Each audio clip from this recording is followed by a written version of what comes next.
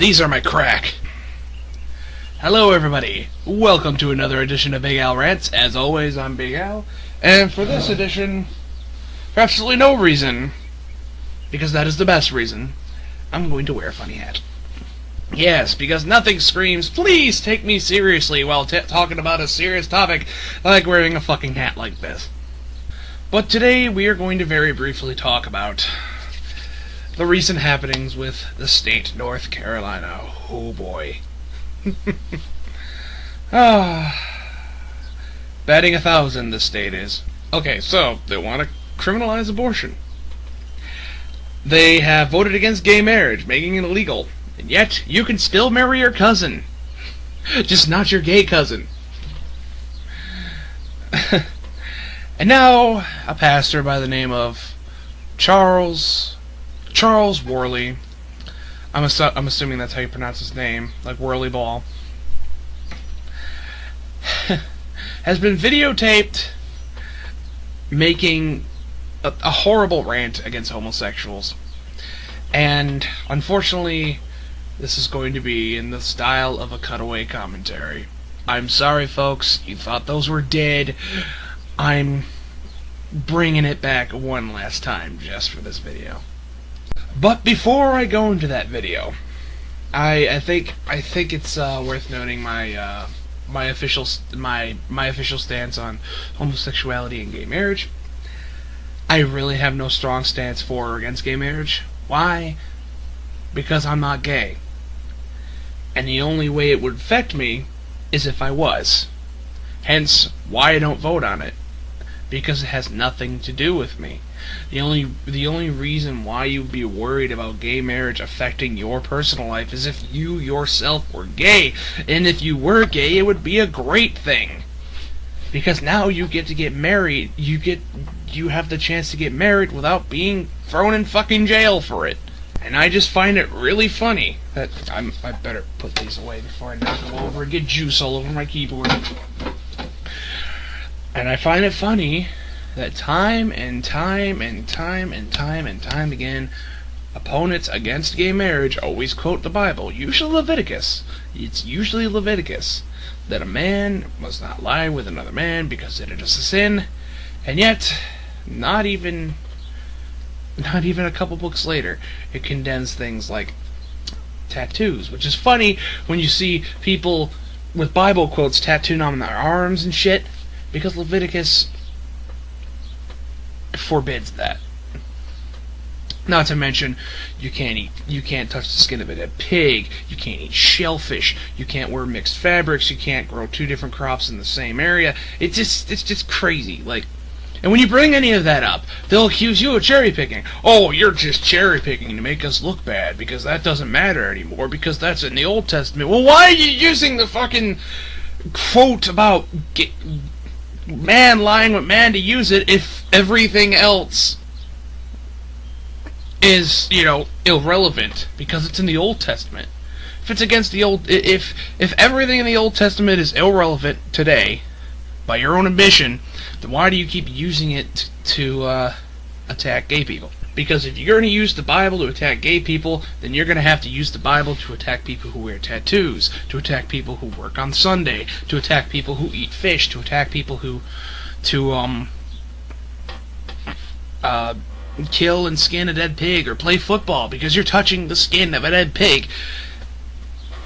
All that shit. If you're going to use the Bible to bash homosexuality, then use it for everything fucking else. That's all I'm going to say. Stay consistent. But then again, if we were going to stay consistent, if your child disobeys you, you must take him out to a public square and beat him to death. And another thing that's really funny, you're going to go against gay marriage because it's just so in the Bible, but yet you're going to go against polygamy, which was also in the Bible, but as a positive thing. I don't get that. Like, polygamy was very, very prominent in biblical times, and in most cases wasn't really that frowned upon. So if you're going to go against gay marriage, it just doesn't seem consistent at all. It's just all these fucking double standards and inconsistencies, and it's one of the biggest reasons why I don't take religion seriously. Because how can you? How can you take me seriously when I'm wearing this fucking hat? But, without further ado, let's continue with Pastor... Pastor Charles Worley. Of our president getting up and saying that it was all right for two women to marry, or two men to marry. I tell you right now, I was disappointed bad, but I tell you right there, as sorry as you can get. The Bible's against it, God's against it, I'm against it, and if you've got any sense, you're against it. I know this is going to sound really hypocritical for me, seeing that sometimes I stumble over I'm doing it right now. I'm stumbling over my own words. It's going to sound really hypocritical for me, seeing that sometimes I stumble over my own words, but it's against. Against. Not again. Not again. It's against. I figured a way out, a way to get rid of all the lesbians and queers, but I couldn't get it past the Congress. Build a great, big, large fence, 50 or 100 mile long, put all the lesbians in there, fly over and drop some food.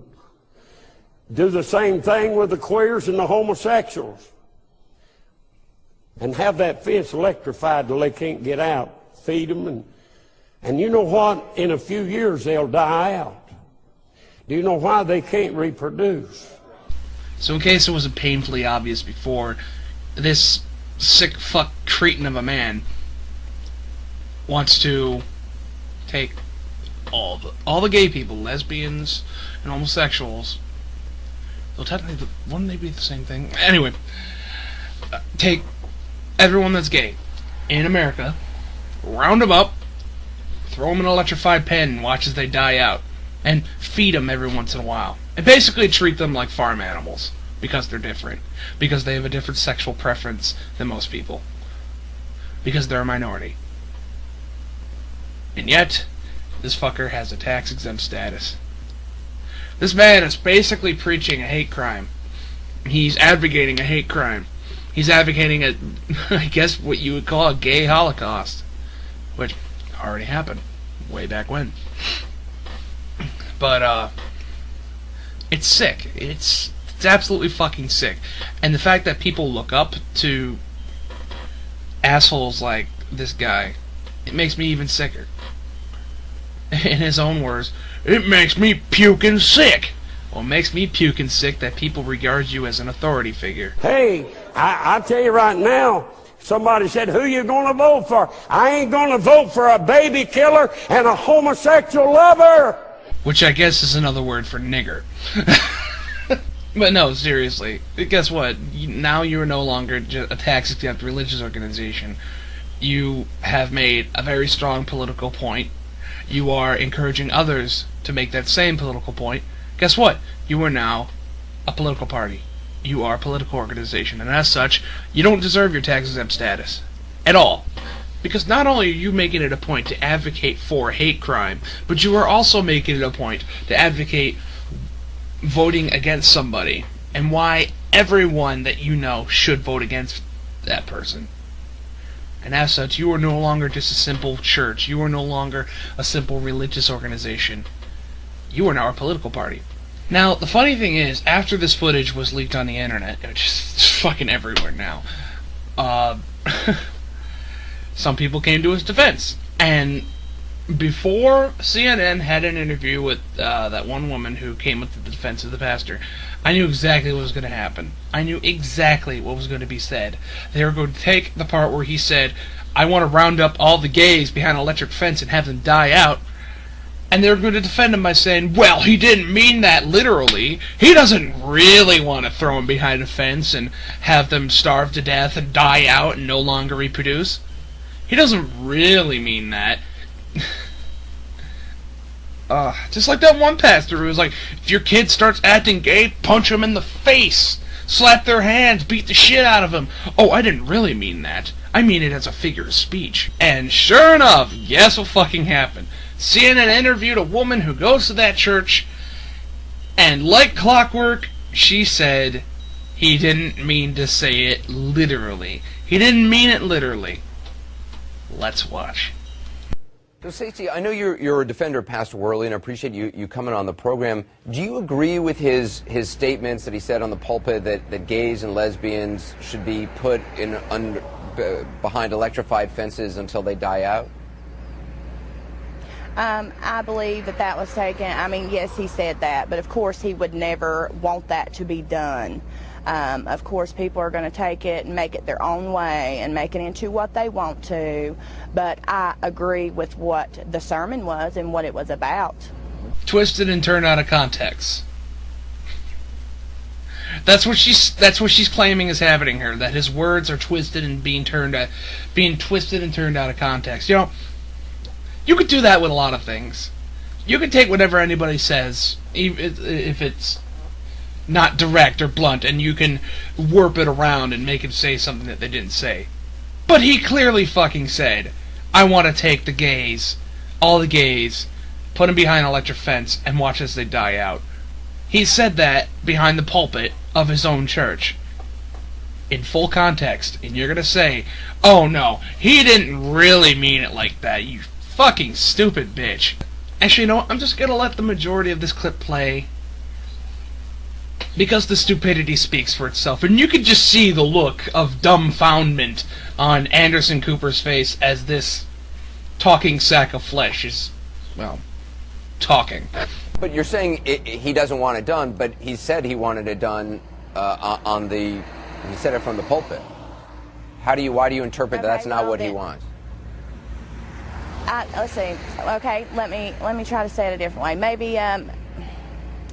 Maybe that's what he felt like should be done. I mean, it can be said either way. Okay, just to make the short of it, yes, I agree with him. If they can't get the message that that's wrong, then, they can't reproduce, and eventually they would die.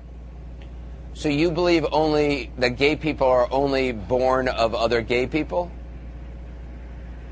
You're saying they can't. You're saying they can't reproduce, so therefore they would all die off. But aren't gay people born?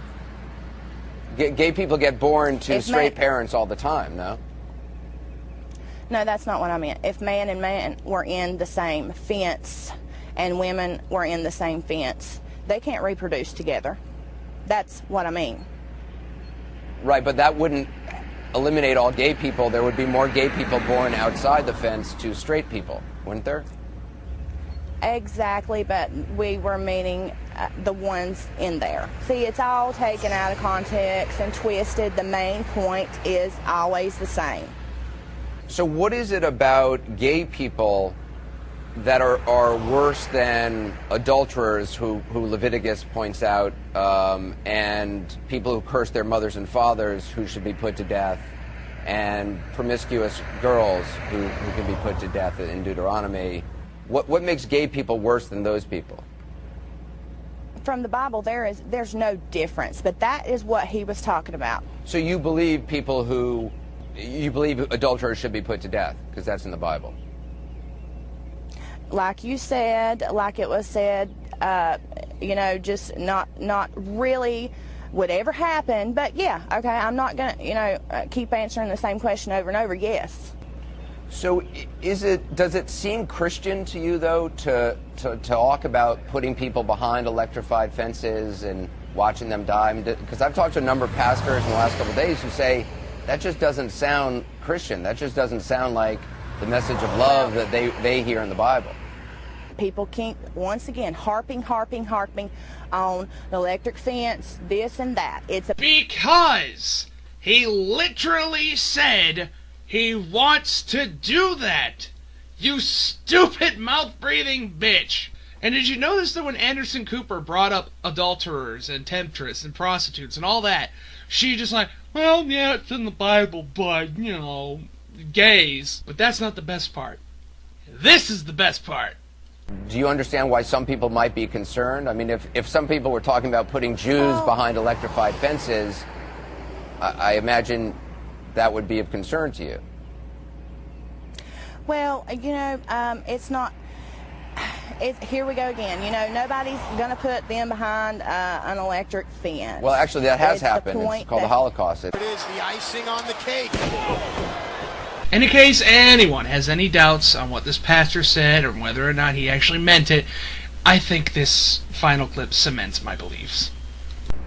I believe that that was taken. I mean, yes, he said that, but of course he would never want that to be done.